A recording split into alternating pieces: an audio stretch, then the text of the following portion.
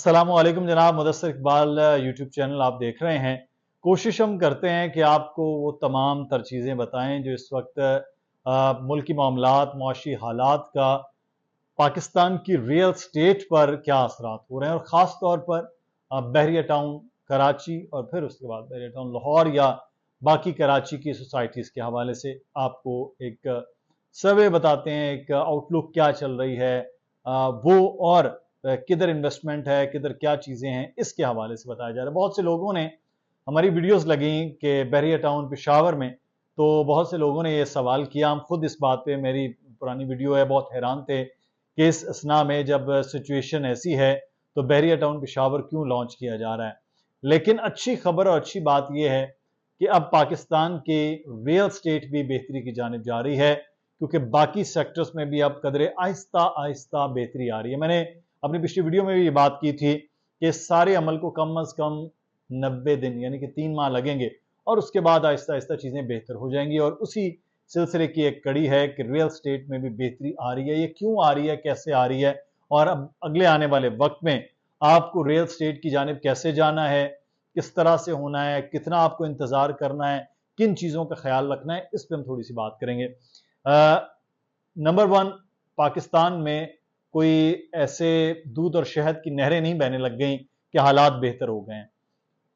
वजह यह हुई है पाकिस्तान में कि ये जो बेहतरी आई है वो है IMF से मिलने वाला लोन, चाइना से, सऊदी अरब से और UAE से, जो पाकिस्तान को एक सपोर्ट फंड मिलना था उस सूरत में है।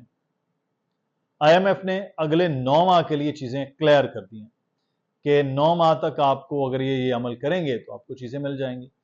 उसमें मुख्तलिफ सेक्टर्स में आपको मालूम है कि टैक्सेस बढ़ा दिए गए, बिजली की कीमतें बढ़ा दी गई, गैस की कीमतें बढ़ाई जा रही हैं, और बाकी चीज़ें भी इस तरह से ऊपर नीचे हो रही हैं।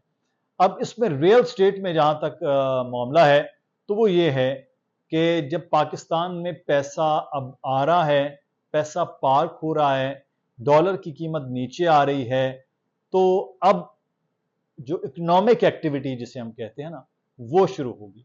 इकोनॉमिक एक्टिविटी में दो चीज़ें इंपॉर्टेंट होती हैं। नंबर वन, कि आप अपनी डायरेक्ट इन्वेस्टमेंट किसी चीज़ के अंदर कर रहे हैं, अपने कारोबार को बढ़ा रहे हैं, चीज़ों में कर रहे हैं, तो पाकिस्तान में अनफॉर्चुनेट कि ये चीज़ें बहुत स्लो रहीं।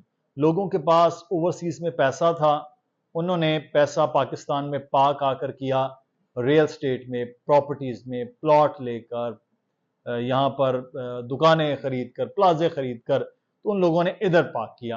पाकिस्तान में बहुत ज़्यादा उनको इस हवाले से सहूलियात भी रहीं और बहुत ज़्यादा मुनाफा भी रहा निस्बतन बाहर। दूसरी चीज़ ये है कि आप बैंकों में अपना पैसा पार्क कर रहे थे। अब बैंकों में दो तरह से पैसा पार्क हो रहा था। एक तो वो पैसा है जो लोग डर के रखे हुए हैं, बस यार रोक लो, कोई चीज़ नहीं खरीदेंगे। दूसरा, लोग इन्वेस्टमेंट करते हैं। इन्वेस्टमेंट इस हवाले से करते हैं कि महाना मुनाफा आ जाए सूद की मद में, और डिफरेंट। इसमें भी दो चीज़ें थी कि एक वो लोग हैं जो सूदी काम, निज़ाम और इन चीज़ों में बिल्कुल नहीं जाना चाहते, उनके लिए फतवा भी था, चीज़ें भी थी कि वो रियल स्टेट में आ जाते हैं। दुकान खरीद ली, किराया आ रहा है, मकान खरीद लिया, उसका रेंट आ जाता है, या थोड़ी इन्वेस्टमेंट है तो आप थोड़ी थोड़ी किस्तों में चीज़ें ले रहे हैं, और अगर बड़ी इन्वेस्टमेंट है तो आप प्लॉट खरीद लेते थे, चीज़ें खरीद लेते थे। तो ये इस तरह से चीज़ें हुई। अब दोबारा से रुझान होना शुरू हुआ। मेरी अभी आज दोपहर में बात हुई कुछ रियल स्टेट के लोगों से, कुछ आबाद के लोगों से, जो बिल्डर एसोसिएशन है, उन्होंने कहा कि अब जाकर कारोबारी आदमी को भी तसल्ली हुई है, इन्वेस्टर्स को भी तसल्ली हुई है कि हाँ, हुकूमतें जैसी भी जो भी, लेकिन कम अज़ कम निज़ाम बेहतर तौर पर चल पाएगा। क्यों? क्योंकि IMF का पैसा आ गया, स्टॉक एक्सचेंज आप देख रहे हैं मुसलसल एक स्टेबिलिटी की जानिब जा रही है, डॉलर की कीमत है थोड़ा बहुत ऊपर नीचे, वो भी चीज़ें चल रही हैं, लेकिन वो भी स्टेबिलिटी है। यहाँ पर बाकी चीज़ें ये स्टॉक के साथ, सोने के साथ, बाकी चीज़ों के साथ, वो चीज़ों में बेहतरी आती रहेगी, और वो बेहतरी अब नज़र भी आ रही है। बहरिया टाउन का जहाँ तक ताल्लुक है, बहरिया टाउन में इस वक्त अब जब से ये सूरत हाल हुई है, کالز کا سلسلہ زیادہ ہو گیا، آپ لوگوں کے سوالات کا بھی، آپ لوگوں کے کالز کا بھی، تو اس کے لیے تو ہم شکر گزار بھی ہیں کہ آپ وہ کر رہے ہیں، کیونکہ بہت سے لوگ خود بھی بڑی اچھی طرح آپ لوگ جو ہیں وہ دیکھتے ہیں، سنتے ہیں، سمجھتے ہیں کہ اس وقت سٹیبلٹی کس جانب جا رہی ہے ملک کی، اور سچویشن کیسی ہے، اگلے آنے والے وقت میں کیا ہوگا۔ تو اب جو معاشی طور پر چیزوں کو جوڑنے کا عمل ہے، وہ اداروں کی طرف سے ہو، وہ حکومتوں کی طرف سے ہو، ایون وہ سیاسی جماعتوں کی طرف سے ہو، وہ تمام اکٹھے ہو رہے ہیں۔ ایون عمران خان صاحب نے بڑا اچھا ایک جیسچر دیا اس پر، جو آئی ایم ایف کے معاملات تھے اس سے اور زیادہ بہتری کی گنجائش وہ نکل رہی ہے۔ پھر اوورسیز کی ریمیٹنس میں بڑا اچھا اضافہ ہو رہا ہے، روشن ڈیجیٹل پاکستان میں اضافہ ہوا پیسے آنے کا، کیونکہ یہاں سے بڑا اچھا ایک آپ کو انکم مل رہا ہے۔ تو یہ سارے انڈیکیٹرز وہ ہیں جو مارکیٹ پر مثبت اثرات کرتے ہیں۔